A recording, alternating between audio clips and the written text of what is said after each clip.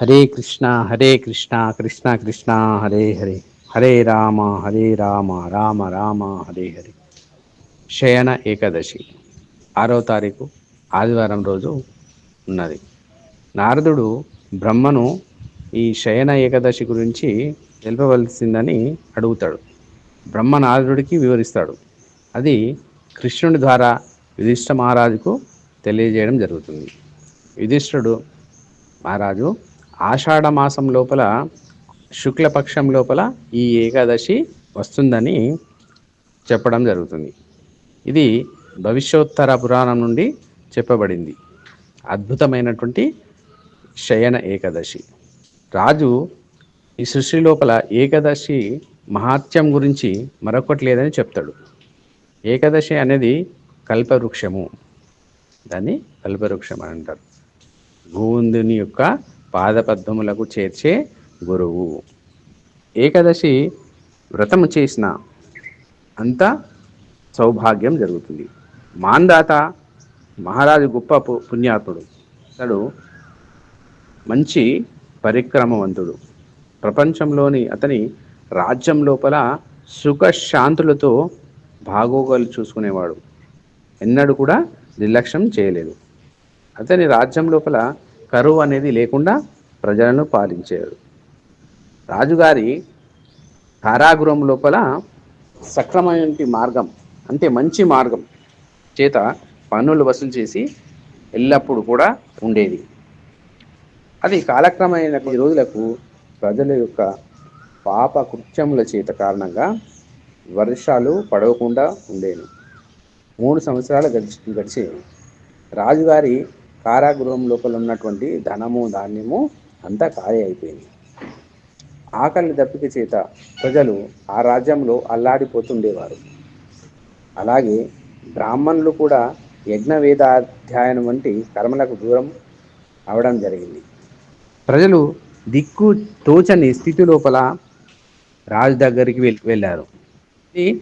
వారు రాజుని ఈ విధంగా అడిగారు. ఓ రాజా, మేఘంనకు మరో పేరు నర. ఆయన జీవించేవాడు అని అర్థం.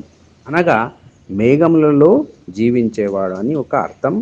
నారాయణుడికి కృప ద్వారానే మేఘములు వర్షించును అని చెప్పబడింది. వర్షం కారణంగా ధాన్యం కారణంగా జీవనము ఈ విధంగా జరుగుతుంది. అంటే ఒకదానిపైన పడి ఉన్నది. వర్షం లేకుంటే ధాన్యం పండదు. కాబట్టి జనులు ఆకలి దప్పికతోనే ఉంటారు. చిన్నపిల్లలు బాధపడతారు, స్త్రీలు బాధపడతారు. ఆలోచించి ఈ ప్రజలు తండ్రి సమానమైనటువంటి రాజు దగ్గరికి వెళ్తారు. ఏ విధంగా ఈ విపత్తు నుంచి రక్షించమని అడుగుతారు. అన్నము పరబ్రహ్మ స్వరూపమని సర్వజీవులకు ఆధారపడి ఉన్నదని ఆలోచిస్తాడు. రాజు పరిపాలన లోపల ఏమన్నా పొరపాటు ఉన్నదని అనుకుంటాడు. అందుగురించి ఈ యొక్క కష్టం నుండి ఏ విధంగా బయటపడాలో తెలుసుకోమని చెప్పి మాంధాత రాజు ముఖ్యమైన తన అనుచరులతో అడవి లోపల తిరుగుతాడు. దారి లోపల పోతుంటే ఒక ఆశ్రమం లోపల సాధువుల దర్శనం చేసుకుంటాడు. బ్రహ్మదేవుడు పుత్రుడైన అంగిరస మహాముని కనబడతాడు. బ్రహ్మదేవుని వంటి తేజస్సు గల అంగిరసుని ప్రకాశం నలుదిక్కుల వ్యాపించి ఉంటుంది. మాంధాత మహారాజు తన యొక్క కీర్తిని ఋషి రాజు ఆశీర్వాదమిచ్చి రాజు యొక్క మాటలు విని అంగిరసముని మళ్ళీ తిరిగి నమస్కారం చేస్తాడు. ఓ మునివర్యా, నా పుణ్యకర్మల ఫలితం యొక్క మీ దర్శనం కలిగిందని అంటాడు. రాజ్యం లోపల 3 సంవత్సరాలు వరుసగా కరువు కలిగి ఉన్నది. దీనికి మార్గం ఏంటిదని అడుగుతాడు. అంగిరసముని సూర్యవంశంలో పుట్టినటువంటి ఒక రాజు. మాంధాతని మంచితనానికి ఆలోచించి అభినందిస్తూ సమాధానం ఇస్తాడు. రాజా, ప్రస్తుతం సత్యయుగం అని అన్ని యుగం లోపల మంచి శ్రేష్టమైనవి.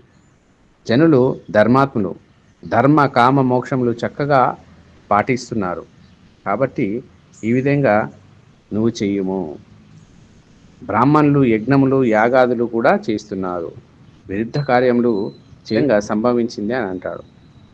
ధర్మానికి విరుద్ధమైనటువంటి యొక్క కార్యములు చేయడం వల్ల ఈ విపత్తు సంభవించిందని ఆ అంగీరస మహాముని చెప్తాడు.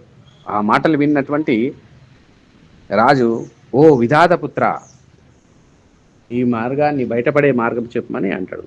అందుకు ఋషి, ఓ చక్రవర్తి, అలాంటి పరిస్థితి లోపల ఆషాఢ మాసం లోపల శుక్లపక్ష ఏకాదశి అయినటువంటి శయన ఏకాదశిని పాటించమని, మళ్ళీ నీ రాజ్యం లోపల సుఖము, శాంతులు, సకల అష్టైశ్వర్యాలు, పంటలు అందుతాయని చెప్తాడు. తిరిగి రాజ్యం లోపల తన అనుచరులతో కూడా మళ్ళీ తిరిగి రాజ్యానికి వెళ్తాడు. ఆషాఢ మాసంలోని శుక్లపక్ష శయన ఏకాదశిని రాజ్యం లోపల ప్రజలందరూ చిత్తశుద్ధితో, అంతఃకరణ శుద్ధితో ఆ యొక్క వ్రతం చేయిస్తారు. అప్పుడు చెరువులు, బావులు, పచ్చదనం ఏర్పడుతుంది. ధర్మరాజు ఈ ఏకాదశి విష్ణు శయన మరియు పద్మ ఏకాదశి కూడా అని పిలిచేదారని చెప్తారు. ఆషాఢ మాస శుక్లపక్ష ఏకాదశి మొదట కార్తీక మాస శుక్లపక్ష ఏకాదశి ఈ యొక్క కాలాన్ని ఏదైతే ఈ గడువు ఉన్నదో దాన్ని చతుర్మాసము అంటారు. 4 నెలల కాలము విశిష్టమైన భక్తి శ్రద్ధలతో కూడా భగవంతుని చరణంలో యందు భక్తితోని ఉన్నటువంటి ఏకాదశి, విష్ణువు నిద్ర ఉపక్రమించినటువంటి పరమాత్ముడు నిద్రను పోలేకుండా కారణం చేత ఈ ఏకాదశి శయన ఏకాదశి అని అంటారు. సూర్యుడు కర్కాట రాశి యందు ప్రవేశించినండగా విష్ణు భగవానుడు నిద్ర విరమించుకుంటాడు. తిరిగి సూర్యుడు తులారాశిలో ప్రవేశించినప్పుడు నిద్ర లేస్తాడు. శయన ఏకాదశి రోజు బ్రహ్మీ ముహూర్త సమయం లోపల స్నానం చేసిన, విష్ణువు ఆరాధన చేసిన, విగ్రహానికి పసుపు రంగులతో వస్త్రాలతో అలంకరించిన, పుష్పములతో అలంకరించిన చక్కటి వస్త్రాన్ని కప్పి భగవంతునికి నిద్రపుచ్చుతారు. భగవంతుడు పంచామృత స్నానంతో దీప ధూప నైవేద్యాలతో కూడా చూపెట్టవచ్చు. భక్తులు తమ తమ సాంప్రదాయాలను బట్టి చతుర్మాస్య వ్రతాన్ని పాటించాలి. చతుర్మాస్య ఏకాదశి పాటించాలి. పౌర్ణమి రోజులలో ప్రారంభించెదరు. ఆషాఢ మాస శుక్లపక్ష శయన ఏకాదశి రోజు ప్రారంభమైనటువంటి చతుర్మాస్య వ్రతము కార్తీక మాసం లోపల శుక్లపక్ష ఉత్తాన ఏకాదశి రోజు కూడా దాన్ని ముగిస్తుంది. అంతవరకు కూడా ఈ యొక్క చతుర్మాస్య వ్రతం పాటిస్తారు. శుభ్రపరిచే బ్రాహ్మణులు తన శక్తికి సరిపోయినటువంటి దానం కూడా చేయాలి. అంటే మానవులు తనకు శక్తి కొలది ఏ విధంగా అయినటువంటి శక్తి ఉంటే ఆ విధంగా దానం చేయాలి. భగవంతుని ఆరాధనకు పుష్పాలు సమర్పించే 7 జన్మలు అంతులేని సుఖశాంతులు కలిగేవారు. ఈ 4 నెలలు ఆవు నెయ్యితో కూడా దీపాన్ని మన ఇంటి లోపల కానీ భగవంతుని దగ్గర కానీ సమర్పించినట్లయితే, అంటే పెట్టినట్లయితే సౌభాగ్యము కలుగుతుంది.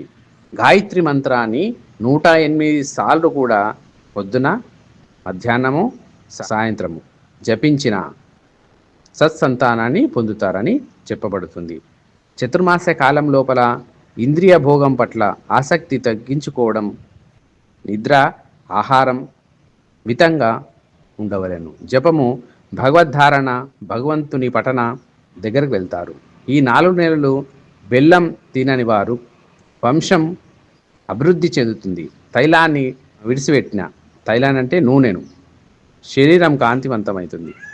శత్రునాశనం పొందుతారు. షడ్రుచులకు త్యజించిన వారు, అంటే 6 రుచులు వదిలిపెట్టిన వారు స్వర్గలోకంలో ఆధారులుగా పొందుతారు. ఒకలు నలుముట తినని వారు రోధ నిరోధక శక్తి పెరుగుతుంది. నేలపై భుజించుట వలన ఇంద్రుడి దగ్గర జీవిస్తారని చెప్తున్నారు. పెరుగును తీసుకొని వారు గోవిందుని దగ్గరికి అతని ధామానికి చేరుతారు. ఈ యొక్క చతుర్మాస లోపల పెరుగును తీసుకోకుండా ఉన్నటువంటి వారు గోవిందుని ధామానికి చేరగలుగుతారు. ఈ 4 నెలలు వెంట్రుకలు కత్తిరించని వారు విష్ణువు యొక్క పాదాన్ని స్పర్శించి, అంటే ముట్టుకునే భాగ్యము పొందుతుంది.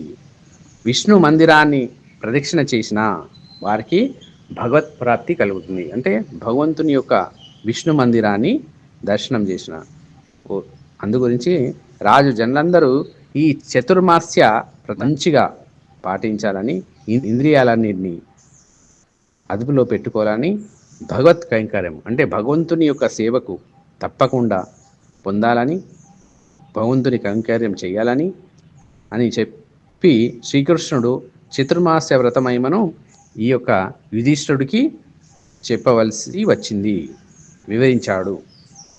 శయన ఏకాదశికి జై. హరే కృష్ణ కృష్ణ కృష్ణ హరే హరే, హరే రామ రామ రామ హరే హరే.